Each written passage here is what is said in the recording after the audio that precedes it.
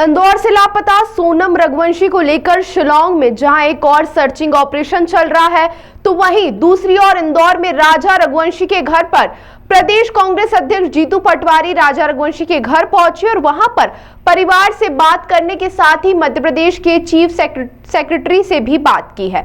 बता दें, इंदौर से हनीमून पर गए राजा रघुवंशी और उनकी पत्नी सोनम रघुवंशी 23 मई को लापता हो गए थे, जिसके बाद राजा रघुवंशी का शव वहां पर 10 दिनों के बाद मिला, लेकिन उनकी पत्नी सोनम रघुवंशी का अभी तक कोई पता नहीं चला है, जिसको लेकर शिलांग पुलिस पूरे मामले में सर्चिंग अभियान चला रही है। तो वह इंदौर में रहने वाला परिवार लगातार सीबीआई जांच की मांग कर रहा है। साथ ही आज प्रदेश के कांग्रेस अध्यक्ष जीतू पटवारी राजा रघुवंशी के घर पर पहुंचे और वहां पर उन्होंने परिवार से बातचीत की। इस दौरान उन्होंने कहा कि मैं कभी शिलांग तो नहीं गया हूं, लेकिन जिस तरह से वहां की खबरें आ रही हैं वह काफी हैरान करने वाली हैं। परिवार वालों ने कई तरह के आरोप लगाए हैं कि वहां पर सही रूप से कार्रवाई नहीं हो रही है, जिसको लेकर जीतू पटवारी ने मध्य प्रदेश के चीफ सेक्रेटरी से भी बात की। तो वहीं उन्होंने कहा कि वह एक पत्र भी लिखेंगे ताकि इसकी सीबीआई जांच हो सके, और साथ ही केंद्रीय मंत्री शिवराज सिंह चौहान ने भी परिवार से चर्चा की और सोनम की जांच पड़ताल के साथ ही अब सभी की निगाहें सीबीआई जांच पर टिकी हुई है ताकि दंपत्ति को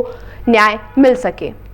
नहीं, बात यह है कि बहुत दुखद क्षण है और मैं मानता हूँ कि ऐसे में नव दंपत्ति जो हम रोज़ अखबारों के माध्यम से पूरा देश और पूरा प्रदेश देख रहा है कि बेटे का 11 तारीख को 12 तारीख को विवाह हुआ, 20 तारीख को वो घूमने गए और आज मेरे ख्याल से 7-8 तारीख है, तो 17-18 दिन से वो मिसिंग है। ऐसे में बेटे की लाश आ गई और बिटिया अभी जो बहू है आज तक भी मिसिंग है, तो बहुत चिंता हो रही है। और मैं मानता हूँ कि अभी मेरी चीफ सेक्रेटरी साहब से बात हुई तो उन्होंने कहा है कि हम डे टू डे इसकी मॉनिटरिंग कर रहे हैं, पर परिवार की भी इच्छा ये है और परिस्थितियाँ भी ये कहती है कि इसकी सीबीआई जांच होनी चाहिए। ये बांग्लादेश के बॉर्डर पे कई बच्चियों का इस तरीके से अपहरण होता है, इस तरह कैसे नव दंपत्ति को मारा पीटा जाता है, ये संभावना बताई गई हमारे जो परिवार के साथी, पीड़ित परिवार के साथी है उन्होंने।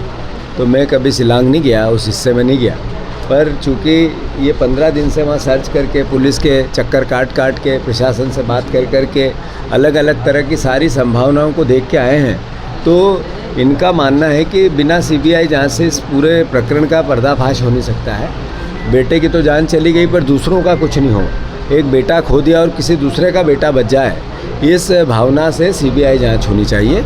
और मैं मांग करता हूं आदरणीय मुख्यमंत्री जी से कि ये पूरा मामला प्रधानमंत्री या गृह मंत्री के संज्ञान में लेके आएँ आप, तो ज़्यादा बेटर होगा। और मैं व्यक्तिगत भी मोहन यादव जी से बात करूँगा, पर मुझे तसल्ली इस बात की कि अभी जो चीफ सेक्रेटरी ने मुझे पूरी संभावनाएं बताई, जो बातें की, वो मैसेज देती है कि मुख्यमंत्री और डीजीपी भी डे टू डे इसकी मॉनिटरिंग कर रहे हैं, तो ये एक अच्छा विषय है। और ये राजनीतिक आरोप प्रत्यारोपों का किसी प्रकार में इसमें गुण नहीं आना चाहिए। हमारी बिटिया की जान माल का सवाल है, हमारा अपना बच्चा चला गया है, तो मैं मानता हूँ कि ये सबके मिलके पूरे परिवार की एक वेदना है, उसमें हम भी सम्मिलित हैं आज।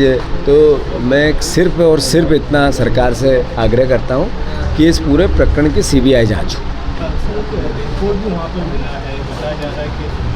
इसके बाद एक सीसीटीवी भी आ रहे हैं जिसमें नहीं, मैं चूँकि अब यहाँ से बैठ के ये सब बातें नहीं कह सकता हूँ, पर जो परिवार है वो पुलिस की कार्रवाई से मतलब एक तरह से संतुष्ट नहीं है, वहाँ की पुलिस की कार्रवाई से संतुष्ट नहीं है। और ये भी बात हुई कि उनकी शिवराज सिंह जी से भी बात हुई, तो नेचुरल है कि अगर सबसे बात हो रही है तो जो संबंधित जिम्मेवार लोग हैं वो मदद कर रहे होंगे। और मेरी भी बात इस बीच में सब जगह हुई, हमारे आसाम में भी हुई, जहाँ जहाँ जो हो सकता था वो बातें हमने भी की। बट सवाल ये है कि बिटिया मिले और बिटिया मिले जल्दी से, और ये हत्या की सीबीआई जांच हो। ये दोनों बातें मैं आपके माध्यम से और मुख्यमंत्री को चिट्ठी लिख के भी आग्रह कर रहा हूँ। परिवार ने शुरुआत में सेना की और आर्मी की मांग की थी, यदि वो बताते कि वो सेना या आर्मी उतरती मैदान में तो शायद वो जिंदा। नहीं, बात विषय यही है कि ऐसी घटनाएं आए दिन घटती रहती है वहाँ। जिस तरीके का वहाँ वातावरण है, जिस तरीके का वातावरण है कि जैसे कोई परिवार का व्यक्ति जाता है तो लोकल लोग आपस में एक साथ हो जाते हैं, उस पर प्रेशर बनाते हैं, ऐसा वातावरण है। फिर पुलिस भी डरती है वहाँ की जनता से, इस तरीके का वातावरण है। तो नेचुरली स्वाभाविक है कि सरकार को इसमें बहुत गंभीरता से काम लेना चाहिए।